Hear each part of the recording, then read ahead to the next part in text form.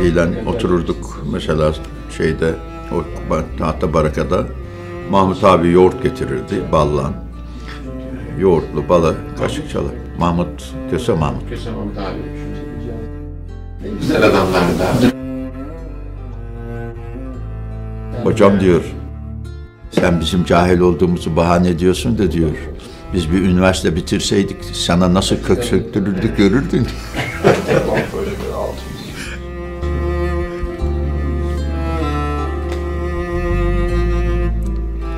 Bu kaydediyor herhalde. Kırmızı yanıyor. İzmir Kestane Pazarı günleri. Öğrenciler cami avlusunda cıvıl cıvıl, sınıflar arı kovanı gibi gürül gürül. Gelecekte büyük hizmetleri omuzlayacak bu gençler, Allah'ın kendileri için takdirinden habersiz, sadakatle ve büyük bir gayretle kitaplarına gömülmüşler.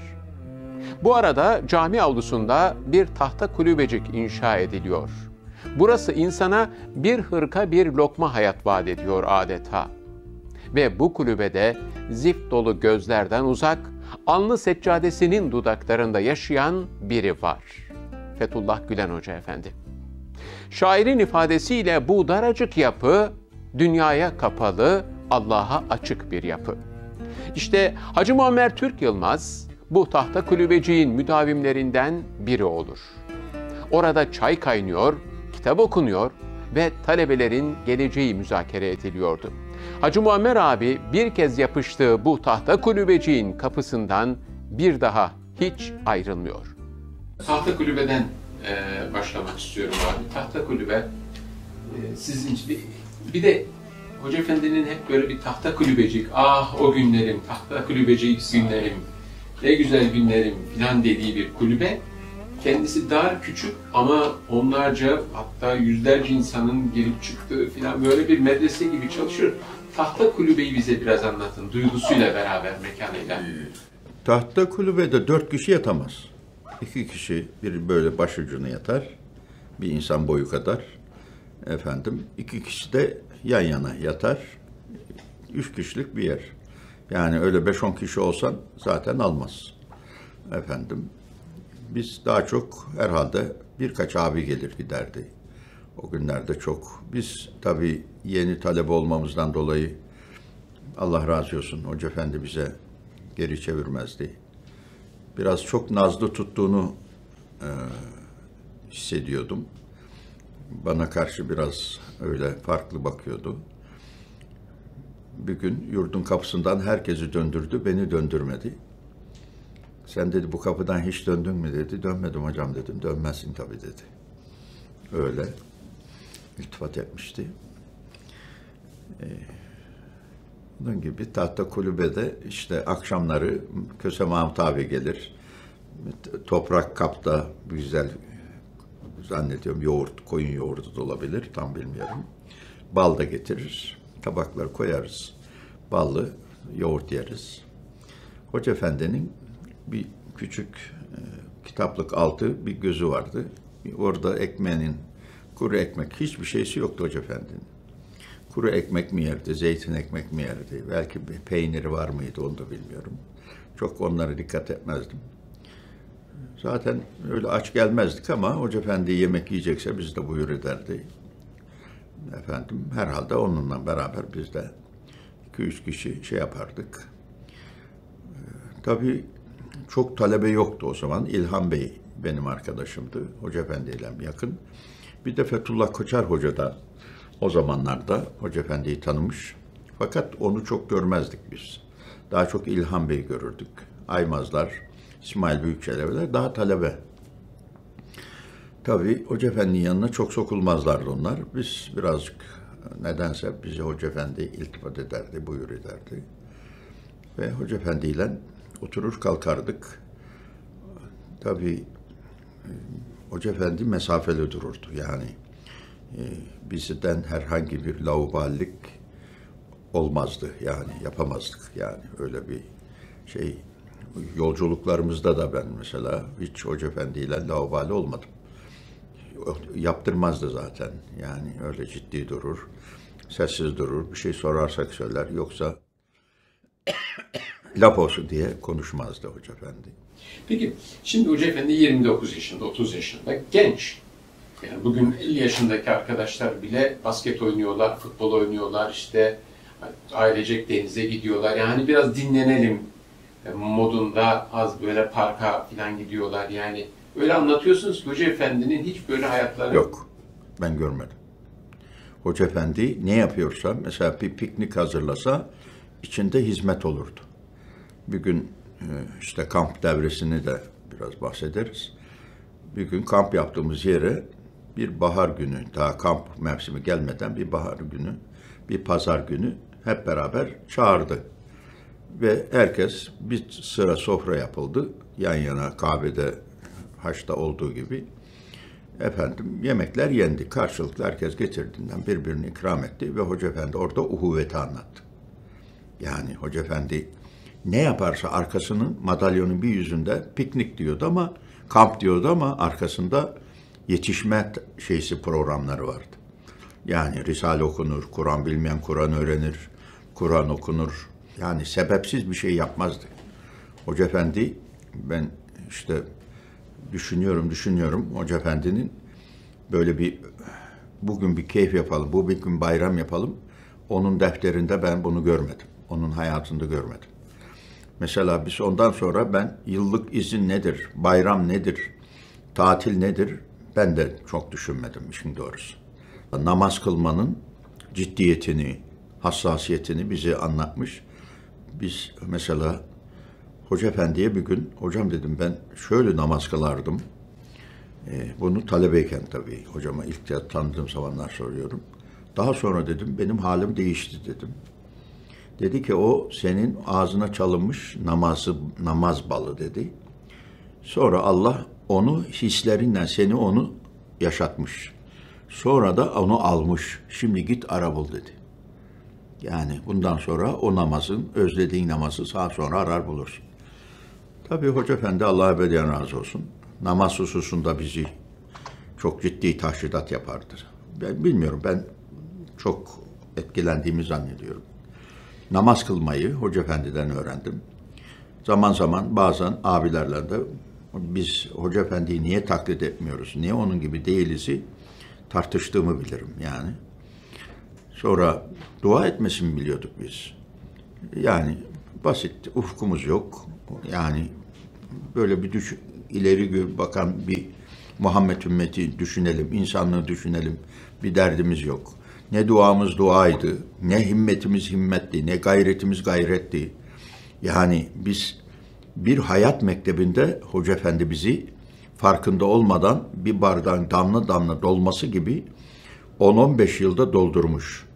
Mesela 82'de biz Hoca Efendi Trabzon'a gidecek birisi olur mu demişler. Arkadaşlar Doktor Kudret demiş ki Hacı Muammer kardeş gider. Gider mi demiş. Ben söylerim hocam demiş. Söyledi. Dedim ben giderim mesela. Şimdi bakıyorum ben bir esnaftım. İzmir'de bir evim vardı. Nasıl gittim? Çünkü Hoca Efendi'nin bize anlattığı yani 67'den 82'ye kadar anlattığı bir hayat tarzıyla yapmanın gayreti içine girmişiz ki yani hiç bir itiraz etmeden ben gitmeye hemen razı oldum ve Hoca Efendi'ye Allah'a ısmarladıkta geldim. Hocam dedim müsaade edersen ben Trabzon'a yolcuyum. Gidiyor musun dedi, hayret etti. Evet hocam müsaade edersen gideceğim dedim. Allah yolunu açık etsin dedi. Hoca Efendi, keşke beni buraya defnetseler ve talebelerin gürül gürül seslerini duysam dedi. Kestane Pazarı Derneği'nden ve kursundan ayrılma kararı aldı. Cami, kurs ve tahta kulübecikte geçen bereketli günler yaklaşık 5 yıl sürmüştü. Ayrılırken bazı talebe arkadaşları da onunla beraber İzmir Güzelyalı'daki yeni yurda geçtiler. Hizmetler hiç yavaşlamadı. Hacı Muammer abi bir yandan üniversiteyi bitirmeye çalışıyor bu dönemde, diğer yandan Hoca Efendi'nin yanında hizmet hayatını sürdürüyordu. Ta ki 1972 askeri muhtırasıyla Hoca Efendi tutuklanana kadar. Hoca Efendi oradan istifa etti. İstifa edince İsmail hocamlar, Abdullah Aymazlar, İbrahim Büyük, Koca Büyük, Vehbi Yıldızlar Hocam sen nereye biz de oraya. Bize kendinden ayırma dediler zannediyorum. O zaman dediler bir yer bulalım. Bir 60-70 kişiyi zor barındıracak bir villa buldular. Güzelyalı'da. Oraya hazırladılar abiler ve yarısı geldi talebeler. Hoca Efendi böylece ayrılmış oldu. Ama orada bir dargınlık konusu olmasın diye Hoca Efendi çok sükût etti. Hoca Efendi aleyhinde başlattığı bir kampanyada da Hoca Efendi ile beraber kalıyoruz biz. Hiç aleyhte konuşmadı. Bunlar şöyle yapıyor, bunlar böyle yapıyor demedi. Efendim, fakat sükût etti. Ben sordum, hocam çok değiştiniz dedim. Ders yapmıyorsunuz. Eskiden Hoca Efendi derslerde ders yapardı. Dersi bıraktı. Geliyor, dinliyor, gidiyor. Geliyor, dinliyor, gidiyor. Hocam böyle yapmasanız dedim biz. Sizin gibi ders yapamıyoruz. Millet sizin için geliyor. Olabilir dedi ama ben çok kırıldım dedi. 1972 muhtırasını hatırlıyor musunuz abi? Birazcık hatırlıyorum. Ben de bir üniversiteyi bitirme imtihanlar hazırlanıyorum. Efendim, ders çalışıyorum. Hoca Efendi, bir zenginin, Kestane Pazarı'nın yönetim kurulu başkanı Ali Rıza Bey'in şoförlüğünü yapan Kemal diye bir arkadaş var. Ben varım. Bir arkadaş daha var ama onu kimdi hatırlayamıyorum. Mesela Kemal Bey'i de götürdüler, hapse aldılar. Hoca Efendi'yi de götürdüler. Bekir Berk'in yakalandığını duyduk. Hoca Efendi zaten bugün yarın gelirler diyordu. Bekliyordu. Herhal çantasını da hazırlamıştı. Geldiler evden, aldılar. Aldılar ama beni dokunmadılar. Ben bu ara fakülte son sınıfındayım. Sekreter çağırdı fakültenin. Sen ne yapıyorsun dedi. Ne yapıyorum dedim ben. İşte okula gelip gidiyorum. Yahu dedi istihbarat soruyor sana dedi. Yani bu adam nasıl bir tavır içerisinde neler yapıyor. Vallahi her talebemiz böyle olsa kafası yerde gelir, kafası yerde çıkar gider diyoruz dedi. Yani ben de hakikaten çok bir faaliyetim olmazdı. İkinci bir arkadaşım olmadı namaz kılan fakültede. 4 tane fakültemiz vardı bizde. Ama bir namaz kılan yoktu hiçbirisinde. Bir tek ben namaz kılardım bir merdiven altında vakit olunca. Efendim bunu da tabii takip ediyorlarmış bazı şeylerden. Keşke bunun gibi olsa diye herkes demiş mesela sekreter. Herhalde onun o araştırmalarından sonra beni almadılar. Yani yoksa biraz faaliyetim olsa, dersleri gidip geliyor falan filan gibi raporlar düşmüş olsaydık, mesela herhalde beni de alabilirlerdi. Sonra baktık tabii Hoca Efendi içeride, abiler içeride. Biz zannettim ben dağılıyoruz. Yani hizmet artık zaten ne etimiz var ne butumuz var ki mesela gelecekte tekrar bir hizmet olur ümidim. Tabii ufkumuz yoktu bizim. Yani evet bir Müslüman olarak bir ufukumuz Hacı Hoca Efendi bize anlatıyor işte. Düzgün insan olun, helal iş yapın falan filan ama böyle hizmeti de mesela ümitlendirme için çalışırdı Hoca Efendi. 20 tane evimiz varken tamam dedi ya biz hedefimize ulaştık dedi. Ben de saf saf sordum. 20 evle ne yapacağız hocam dedim yani. İçinde 10'ar adamdan 200 adam var. 200 adamla ne olur dedim. Hoca Efendi bir anlattı. Allah'ın izniyle görürsünüz dedi mesela. Yani iyi şeylerin olacağını inandırmaya çalışıyor bize Hoca Efendi. Çünkü ümit yok. Yani gelecekten bu işlerin olacağına ümidimiz yok. Ama Hoca Efendi çok ümitli. 25 yaşında Türkiye'yi dolaşıyor. Hizmetin projesini çıkarıyor mesela Hoca Efendi. Yani şimdi bunu daha sonra öğreniyoruz. Bunun gibi yani Hoca Efendi bilerek geleceğe hazırlık yapıyor. Sonra bir enteresan bir şey, bunu daha sonra başkasına anlatmıştım. Bize Hoca Efendi mesela ilk önümüzdeki şey nedir? Ev açmak. Yurda hiç bahsetmedi. Evleri çoğaltalım, evleri çoğaltalım. Sonra bunlar yetmiyor, yurt yapalım, yurt yapalım. Birkaç tane yurt, hatta birkaç tane değil, 80'de 80 yurdumuz olsun projesi teklif ettik Hoca Efendi'ye, Gürbüz Paşa'yla. Hocam dedik biz 80'de 80 yurdumuz olsun istiyoruz. Köy köy dolaşacağız, herkese yurt açma tavsiye edeceğiz. İyi olur dedi. 80 yurdumuz var. Hoca efendi dedi ki ya bu yurtçulukla da olmayacak, bir okul açalım dedi. Hayda 80'den sonra bir de okulu başladık. Yani şimdi bunun gibi. Oralara gelelim abi. Şeyi merak ediyoruz biz. Hoca efendi 9 ay hapis yattı. Evet. O arada İşte o arada boşlukta kaldık. Şimdi Hoca efendi, benim biraz sosyal yönüm zayıf olduğu için insanlardan da sıkılırdım. Beni esas biraz yırtan bizim doktor Kayıt oldu. Mesela açar telefon, İrfan diye bir abiye. Selamünaleyküm, ben Araboğlu. Kim Araboğlu? Tanışırız, acele etme. Yani öyle ki hiç mahcup olmak onun defterinde yazmıyor. Ben de sıkılırım ya. Tanımadığın adama ne hiç telefon ediyorsun? Mesela teyzeler diye 2 kız kardeş vardı. Birisi evli, biri bekar veya dul, bilmiyorum. Gelir, kapıyı çalar. Evet, ben Araboğlu geldim. Karnım aç, bize sofra hazırlayın. Ya sıkılırım, ben terlerim. O sıkılmaz. Yani öylece biraz hayatın içine girdim. Sonra tabii böyle biraz sosyal yönümün zayıflığından dolayı Hoca Efendi 1-2 sefer ziyarete gittim. Hapishaneye. Tabii üzgün. Bize oradan bile ümit vaat ediyor. Mesela gayret edin, bozulmayın falan, herhalde böyle nasihatler ediyor. Biz işte mektep bitirme devresinde onlarla uğraştık. Haziran, Mayıs'ta Hoca Efendi alındı zannediyorum. Biz de Haziran'da okulu bitirelim. 1-2 takıntım oldu zannediyorum. Aralığa kaldım. Aralığı kaldım mı tam hatırlamıyorum yani okulu nasıl bitirdim. Sonra İzzettin Hoca var, bir Kur'an kursu hocası. Bizim hanımın Kur'an kursu öğretmenliği yaptığı yerde idare heyeti ve o Kur'an kursunu çalıştırıyor. Orada kızlara İmam Hatip bitirmeye hazırlıyorlar dışarıdan. Bir gün Hoca Efendi'ye gitmiş, demiş ki hocam herhalde öyle zannediyorum. Hacı Muammer'i evlendirsek diye sormuş ki Hoca Efendi de evlendirin demiş. Halbuki Hoca Efendi bana bu hadiseler olmazdan önce Hacı Muammer evlenmek istiyor musun gibi bir iki sorunca hocam ben düşünmüyorum evlilik dedim. Hatta kadın benim rüyamı bile girmiyor dedim. Ben rahatsız olmuyorum kadından. Kendim güçlü kuvvetliydim ama böyle dinimin bana kapatması vardı böyle kadına karşı. Lise bu işleri başlamadan önce bir kızı biraz sever gibi oldum zannediyorum.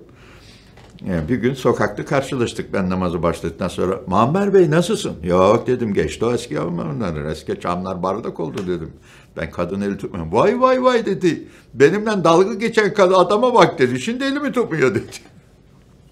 Böyle bir şey de yaşadım. Hoca Efendi o zaman evlendir demiş.